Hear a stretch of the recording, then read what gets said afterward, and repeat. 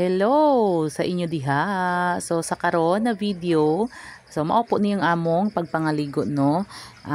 Kay nag-celebrate mi sa anniversary sa among mga amigo. Si Ondo Tiktik og si ate ni barkada ni sa akong bana. Bura magayon sila magtrato. Kay di man gid ni sila magkabulag in tawon. So ilaming gi agda no na biglaan man gani ni na plano, wala gid ni na plano gid talaga namo. So maayo man gid ay itong biglaan baya na plano no.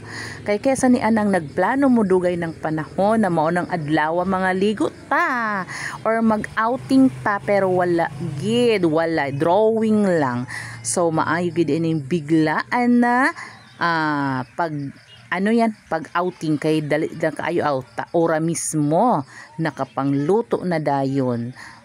Sabi ko hala di ta ready pero ayan sige dali ready na pag na dayon dito luto na dayon og unsa pa diha. Din tagtaod diretso na mi diri. So nagplano mi na magmukbang mi no.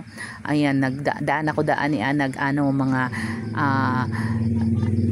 dahon sa saging para dira na lang namo ipamutang tanan ang among mga pagkaon. So ayan nagprepare na dira ang akong bana sa pagsugba kay nagdapod ang mag-asawa og karning baboy na gimarinate na nila. So gisugba na lang pud na nila dira. So habang nagahulat-hulat mi, naga-picture pud tawon ganin. Tawon po para sa pang post. Ayan. So medyo man pud tawon no pag inani di ay nga magkasabot mo nga biglaan.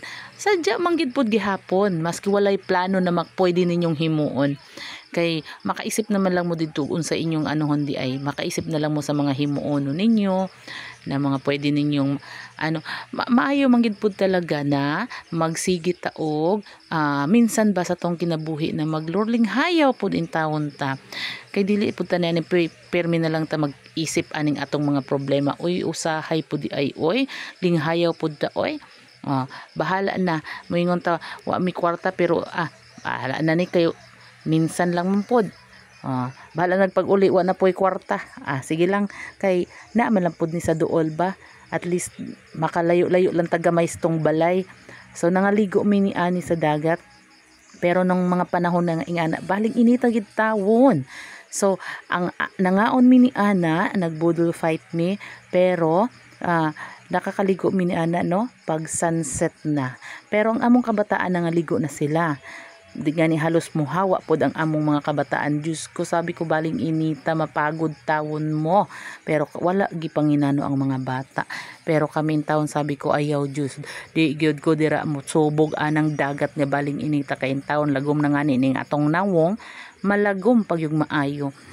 Sabi ko hulato nato tini na magbaba ang adlaw kay para in tawon dili na tawon ni masunog pud ang atong nawong. Kay may lang puning akong kauban ng tawon kay puti ingani sa to ang naglagom problemado gid ko kaayo sa akong paglagom kini nga akong kauban na stene nga maayo man siya kutis in tawon di man siguro ni nagalagom maski pag dili na kinahanglanig kini ang haplas sa iyahang lawas kay di gid ni siya mulagom unya kita ni ani maski ko sige na tagpangorder og unsay makaputi na nestong nawong og stong kalawasan di man gihapon taman luspad ani in tawon kaya ato na lang gid ning tawon nga pag ato tawon ning ingatan ang atong kuan kay mugastos na pud tayo ning pampaputi in tawon.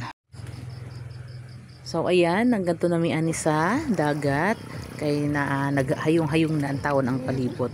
Nakakaligo ng tawon kay nagsunset na, dili na gid sakit sa panit ang init sa adlaw. Kaganda nga ni sa tubig ng mga panahon na.